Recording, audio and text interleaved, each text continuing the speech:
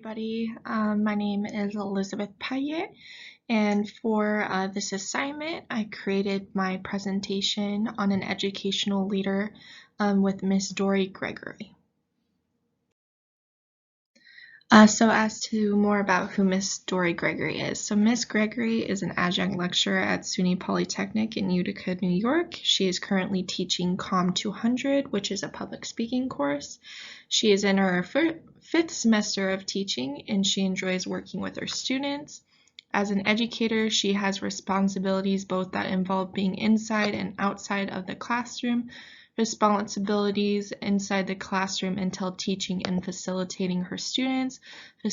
Facilitating her students encompasses inspiring, coaching, and motivating her students.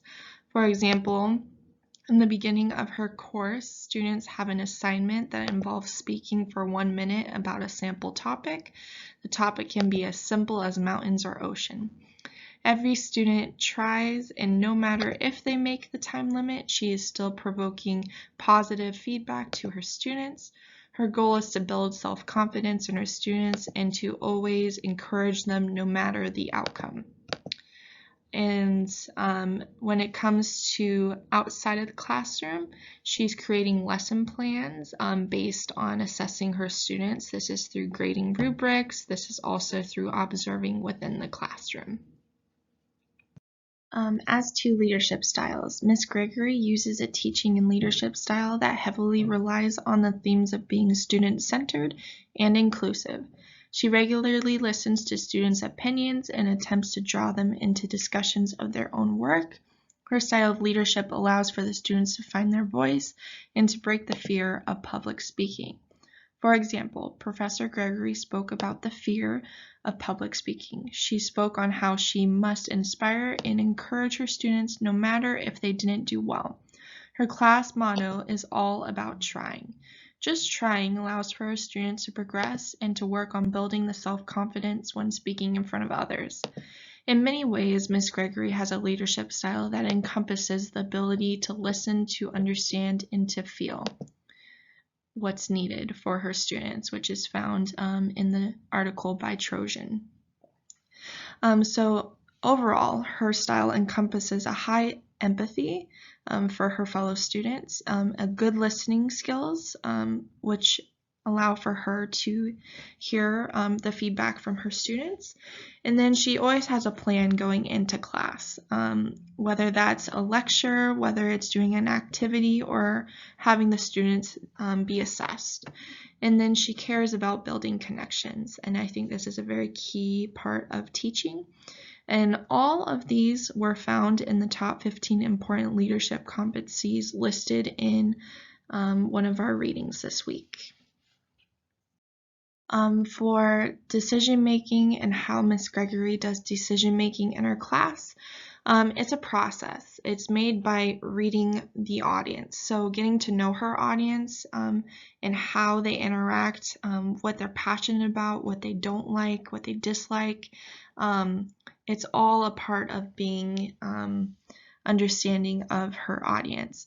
And that leads to understanding a better progression of her students, how her students learn, how she is to adjust a lecture if needed.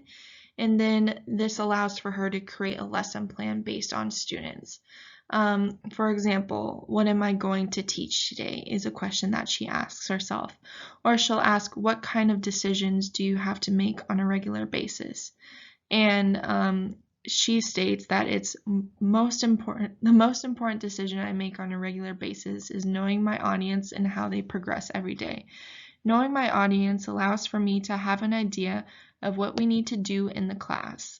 Furthermore, Ms. Gregory can gain feedback on how to evolve the course better. She can make accommodations and meet the needs of her students in multiple ways. In the end, her decisions are primarily based on the progression of the students, along with the relations she has with her students. And then as to the article based on data-driven, her course is not data-driven. It's driven by observations. It's driven by discussions and observations that she makes in and within the classroom. It can be decision making based on grades and how the students are doing academically, but the majority of how she adjusts her classroom is based on the observations that she makes in class. Learning experiences provided within her public speaking course. The first one that she stated was students receive hands-on experience in public speaking. This already is unique because in many other courses, you're not having to stand in front of a group of people and just talk. This involves you standing in front of people, talking, and putting yourself out there. And through this course, her students develop self-confidence. They develop eye contact, vocal dynamics, body language, and clear communication skills when being in front of people. Her students also build relations among their fellow peers. They're having to be vulnerable in front of other people sometimes. But she did state that a lot of the topics are not personal. They're more interactive and engaging in their real life topics. And then she talked about how they develop skills that suppress fear. She did state that public speaking is in the top 5 fears for people. It actually is close to death being the number 1 fear. And then she also talked about how she incorporates passionate topics within this class. It's not just about picking, oh, do you like the ocean or do you like mountains? They're having realistic conversations that involve really diving into topics, being passionate about the topics, and explaining solutions for real-world life problems. And then Miss Gregory expresses how this course builds skills that positively impact the personal lives of her students. What her students learn in her classroom go beyond just the classroom. They're for people who are majoring in business, they're for healthcare, they're for people who are advocates, and it's important that everybody learns how to communicate, how to interact with other people and being in front of other people. And then lastly, she said learning to speak for long durations of time. So students in the beginning of her course start with 1 or just 30 seconds of standing in front of the room and they're speaking. And then towards the end, they've developed a progression of 10 minutes or longer in speeches. So based on what she told me, she evaluates her students and she's able to see based on the beginning to the end of how much her students have progressed. And then lastly, she did say that each one of my students brings their own uniqueness, and it's my job to guide them and to direct them on a path that is successful. In the end, she's the one who's guiding, and they're the ones who are creating the course. As to Mrs. Gregory's use of optimism and positive thinking within the course, the very first one that I recognized immediately was her positive feedback. For example, every time a student goes up to speak, she relays positive feedback and then she tells them, hey, let's work on eye contact for next speech. She's always giving positive feedback because these students are going up and standing in front of a group of people, which can be a little nerve-wracking at times. And from that, she's also encouraging. She's encouraging her students, no matter if they don't feel like they did a good job, Miss Gregory is always there encouraging them and telling them, good job, you tried.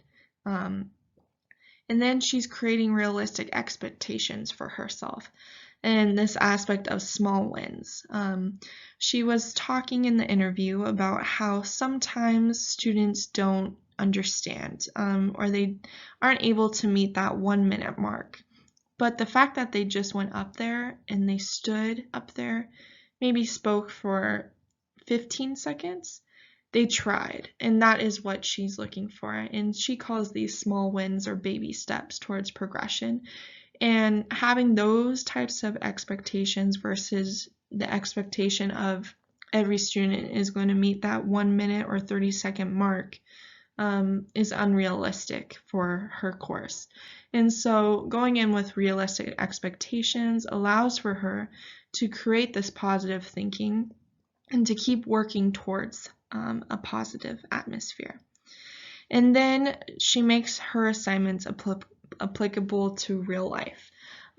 This develops a sense of passion, optimism, and engagement for her students. As to how Miss Gregory advocates for others. As an educator, Miss Gregory is responsible for advocating in the classroom and outside the classroom. In the classroom, she is always encouraging and supporting her students. For example, Miss Gregory states, "I try my best to meet the needs of my students. When I can't, I make sure to provide connections that will meet the needs of that student." For her class, she is always learning to incorporate an atmosphere that is both safe and inclusive.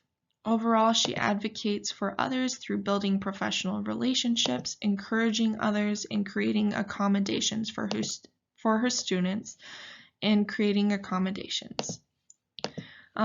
She acts as a cheerleader and a supporter for others. This is when students are doing well or when they're doing poorly. She's always encouraging them, always telling them that they're, working towards something. And then she listens to students and their concerns, and if they have a concern, she's always taking action. And then from that, she acts as a networker. She provides students with connections when she can't meet their needs. For example, she had one student who had ADHD, and she didn't know how to help this student. And so she pointed this student towards a other educator who had more knowledge over ADHD. And from that educator, that person was then able to make connections with someone who could help them. And that also helped her teach this student, which allowed for this student to eventually not struggle so much in class and actually thrive. And then she makes accommodations, which is how that ADHD person who had ADHD, he ended up having a much better experience. He was meeting the 10-minute mark. He wasn't going above it. And the guy actually ended up getting an A, is what she told me. And then another example that she gave was in her first class. She teaches 3 classes throughout the day. Her first class did extremely well in their first assignment, which was a 1-minute speech. And so she gave her first class another assignment that week, which was another talking topic that they had to meet at like 1.5 minutes. And then her second class also did the 1-minute speech, but she found that a good amount of the students they were struggling. And so in that case, she did not give out that next assignment. She waited until the following week. And this is just another great example of meeting those accommodations for students. If a student or a class is struggling, she waits and she pushes towards, teaching, coaching, and just making them feel more self-confident about what they're talking about. As to how Miss Gregory assesses and evaluates her learners, the first assessment and how she assesses her learners is by using rubrics to assess the progression of her students. This image right here is a rubric that she had given me. It's a 10-minute informative speech rubric. And right away it lists the expectations, how many points are required of what parts of the speech. And from this grading rubric, she's able to evaluate what the students need to work on more, what they excelled in, what they need to develop better, and she's able to give back a feedback, both positive and negative, but mainly uplifting the student. And then how she learns. For example, 1-minute speaking assessment to the 10-minute assessment. So in the beginning, she assesses the 1-minute speech to the 10-minute speech. and she can see the progress that her students make towards the end of her lessons. And then she's always checking in with her students. She always is asking them how they are doing, what can she do better to help them, and this allows for her students to also feel that their voices are being heard and that she's listening to them. As to my final thoughts and takeaways from my interview with Miss Gregory, my first one was knowing your audience. I think this is one that I will take away for my own professional career and just for building passion into people. I think it's critical that we understand who we are teaching, who we're educating, and to understand where they're coming from with certain thoughts, and to also just be there for them in different ways. And then to go into to work with having realistic expectations.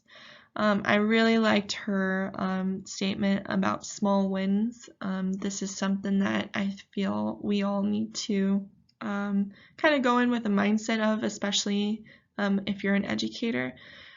Children are not always going to understand or the rules. They're just not always going to understand. And so having small wins of coaching or encouraging someone allows for them to further progress. And then lead with integrity and passion. These are what build great teachers. Passion is what really drives engagement in a classroom. It creates creativity, and it allows for students to have a uniqueness and to just build who they are as a person. And I feel like passion is one of those topics where we need more teachers who are passionate, and we need more students who want to go to school instead of be dragged to school. And then integrity. It's important that we come as educators with our morals and the values that we have, and also meeting the students' needs.